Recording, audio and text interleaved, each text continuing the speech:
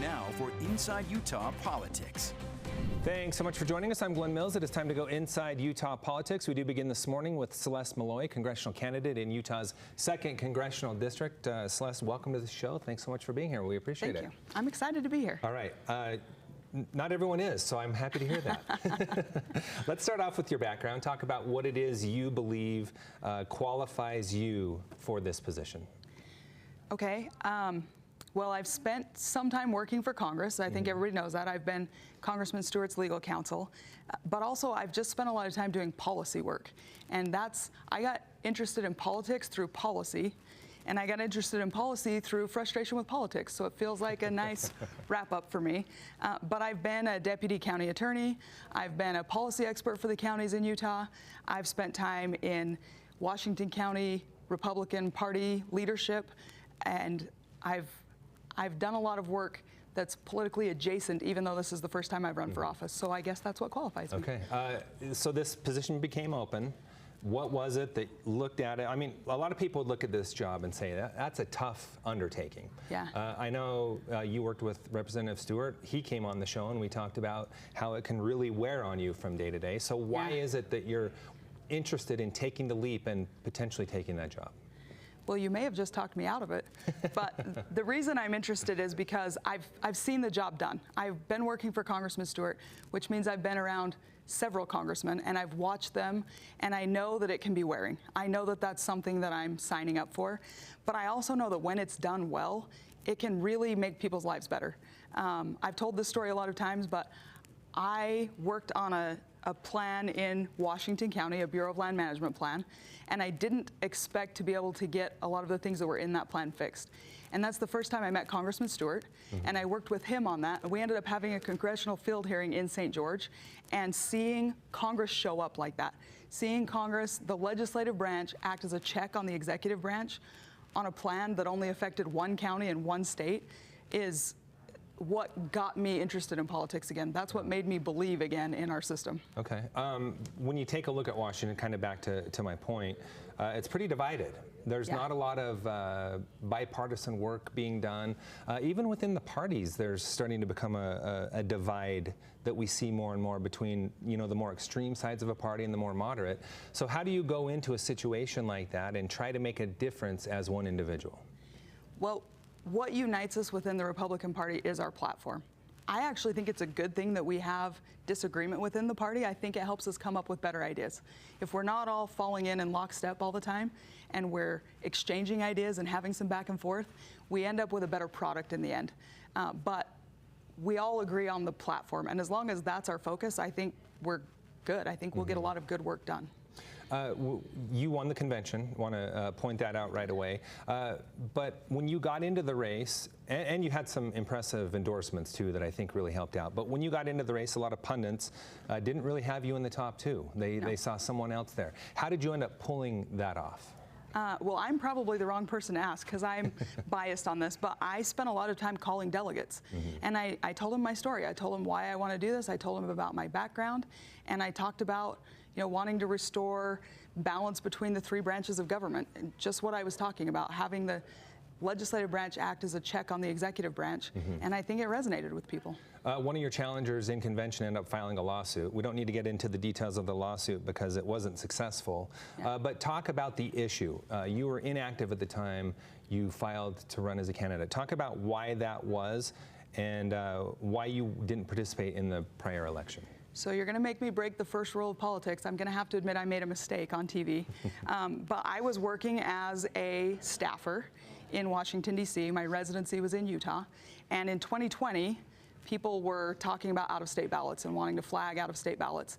And I thought I would be better off keeping my head down and doing my work for the 2nd Congressional District and not drawing any attention to myself. I didn't think anyone would ever care.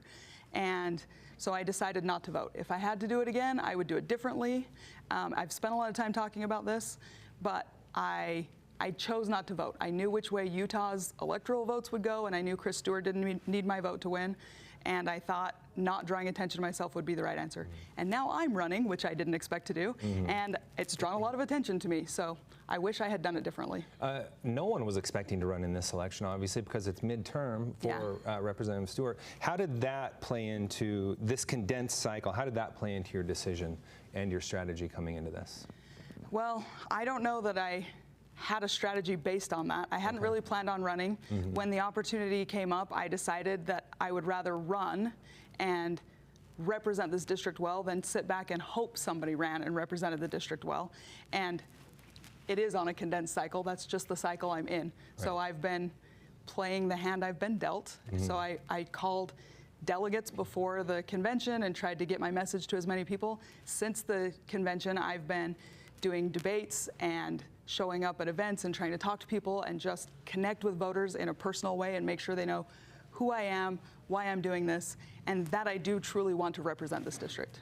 You mentioned what some of your priorities would be if you were elected, but talk about what you are hearing from people on the ground that is most frustrating to them and how you would address that. So the thing I hear about the most is people are tired of the federal government being so involved in their lives.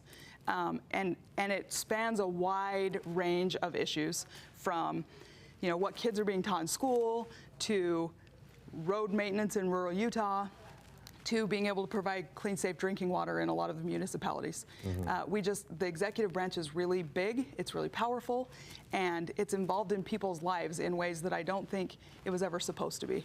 So what I want to do is use the power of the purse from the legislative branch and act as a check on that involvement and make sure the agencies are only doing the things they're authorized to do and they don't have funding to reach outside of those authorities and make people's lives harder or more complicated.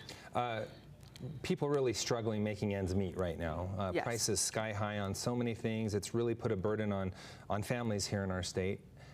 How do you see the solution moving forward when it comes to getting prices in check and lowering costs for Utah families? So there are a lot of factors that go into this. One of them, obviously, is we have to stop passing huge federal spending bills. When we pump a bunch of federal dollars into the economy, then it makes the prices of things higher. So we're not actually helping anyone. But there's also things that are less obvious, like that we were energy independent 4 years ago, and now we're not. And the result of not being energy independent anymore is that the price of energy is higher. When energy prices are high, fuel prices are high. When fuel prices are high, grocery prices are high. And it just has this ripple effect on Utah's families. So if we can get the federal government to play the role it's supposed to play and stop meddling in everything, then we can get some of the inflation under control without even having to do anything new. Just doing the things we're already supposed to be doing. Being careful with our spending and not passing the huge spending bills and having policy that makes sense, like using our own energy. I asked the other two candidates in this race this exact same question. I want to wrap up with it for you as well.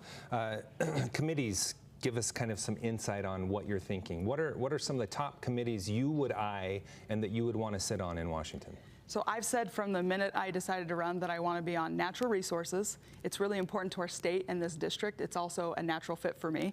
And I want to be on armed services because Utah needs somebody on armed services, and right now we don't have anyone. With Congressman Stewart on defense appropriations, he's been able to cover that gap. But when he resigns, we'll be vulnerable.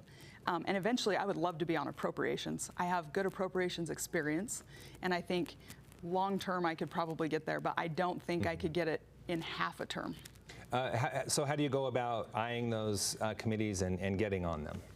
Well, it's a leadership call. Leadership and steering make those decisions. So I've got to win a primary and then go talk to leadership and make my pitch for why I should be on those committees. Okay. We have about 30 seconds left, and we are coming down the stretch to the primary. What's your strategy in these last few days? I am just getting my message out there. I've got, some media, but I don't have as much media as my opponents. I'm trying to run a truly grassroots campaign where I talk to people and then I ask them to talk to people they know. Okay, and do you have any final pitch to anyone that's watching and maybe undecided right now? Sure.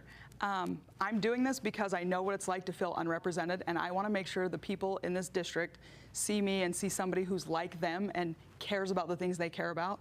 And so that's the kind of campaign I'm running. That's the way I intend to continue. Okay, Celeste Maloy, we will be watching as we come down the stretch. Thanks so much for your time and being here. We appreciate it. Thank you for the invitation. Still to come, the race for U.S. Senate. Senator Mitt